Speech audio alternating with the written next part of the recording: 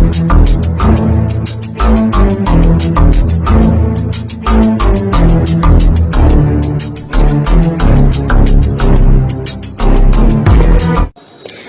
দেখছেন নিউজ কলকাতা জনকণ্ঠ, গ্রাম ও শহরের মেলবন্ধন।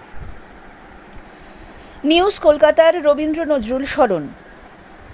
সম্প্রতি নিউজ কলকাতা জনকণ্ঠের পক্ষ থেকে শিয়ালদহের কৃষ্ণপদ হলে রবীন্দ্র নজরুল জন্মদিন উপলক্ষে এক বিশেষ অনুষ্ঠানের আয়োজন করা হয়। এদিন জ্ঞানীগুণী ব্যক্তিবর্গকে উত্তরীয় স্মারক ফাইল দিয়ে সংবর্ধনা জানান নিউজ কলকাতার সদস্যরা। কবিদের স্মরণে তাঁদের লেখা কবিতা প্রতিযোগিতার আয়োজন করা হয়। প্রথম, দ্বিতীয়, তৃতীয় জনকে বিশেষ পুরস্কার ছাড়াও সকলকে সান্ত্বনা পুরস্কার দেওয়া হয়। এদিন বীরভূম, মুর্শিদাবাদ, সুন্দরবন, নদিয়া, হাওড়া সহ কলকাতার থেকে বহু কবি সাহিত্যিক উপস্থিত ছিলেন। এদিন অনুষ্ঠানে প্রায় শতাধিক কবি সাহিত্যিকদের নিয়ে এক বিশেষ সাহিত্য সভা অনুষ্ঠিত হয়। অনুষ্ঠানে প্রধান অতিথি হিসেবে উপস্থিত ছিলেন বঙ্গভূষণ খ্যাত সমাজসেবী তথা আইনজীবী এম.এ. ওয়াহাব। তিনি বলেন, রবীন্দ্র নজরুল স্মরণ অনুষ্ঠানে তাঁদের কথায় কবিতায় আমাদের ফিরিয়ে আনতে হবে, আর এই কবি সাহিত্যিকরাই পারেন সমাজকে সুষ্ঠুভাবে গঠন করতে। আজ 22শে মে নিউজ কলকাতা জনকণ্ঠ আয়োজিত যে বিদ্রোহী কবি এবং বিশ্বকবির প্রতি বিনম্র প্রণামের ব্যবস্থা করা হলো, তা সুসম্পন্ন হয়েছে। অনুষ্ঠানের শুরুতেই আবৃত্তি প্রতিযোগিতা আমাদের মুগ্ধ করেছে। অনুষ্ঠান সঞ্চালনা অনবদ্য।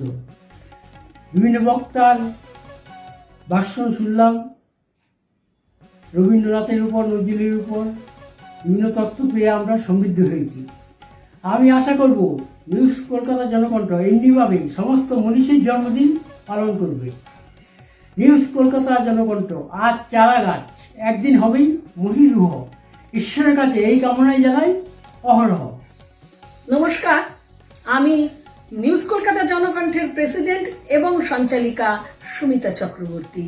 আজ সূর্য সেন স্ট্রিটের কৃষ্ণপদ মেমোরিয়াল হলে সুসম্পন্ন হল নজরুল এবং রবীন্দ্র সন্ধ্যা।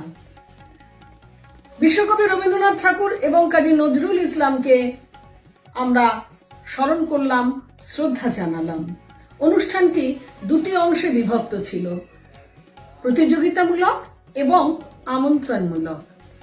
প্রতিযোগিতামূলক অনুষ্ঠানে ৯ করে ১৭ জন প্রতিযোগী এসেছিলেন এবং সেখানে প্রথম, দ্বিতীয়, তৃতীয় পুরস্কার দেওয়ার পরেও বাকি সব প্রতিযোগীকে সম্মানিত করেছে নিউজ কলকাতা জনকণ্ঠ। তাদের সার্টিফিকেট ও স্মারক তুলে দিয়েছেন তাদের হাতেও। এরপরে আমন্ত্রণমূলক পর্বেও বহু কবি এবং বাচিক শিল্পী এসেছেন। তারা পরিবেশন করেছেন, তাদের নিবেদন নিবেদিত করেছেন এবং সঙ্গীত শিল্পীও ছিলেন বেশ কয়েকজন। প্রত্যেকটি শিল্পীকেই নিউজ কলকাতা জনকণ্ঠ সম্মানিত করেছে সার্টিফিকেট ও মেমেন্টো সহযোগে। সমগ্র অনুষ্ঠানটি সুন্দরভাবে পরিচালনার জন্য আমরা কাজী ভাইকে সাধুবাদ জানাই এবং নিউজ কলকাতা জনকণ্ঠ এইভাবে এগিয়ে চলুক এবং সমস্ত উৎসব সে এমন সুন্দর করে পালন করুক, এই কামনা জানাই।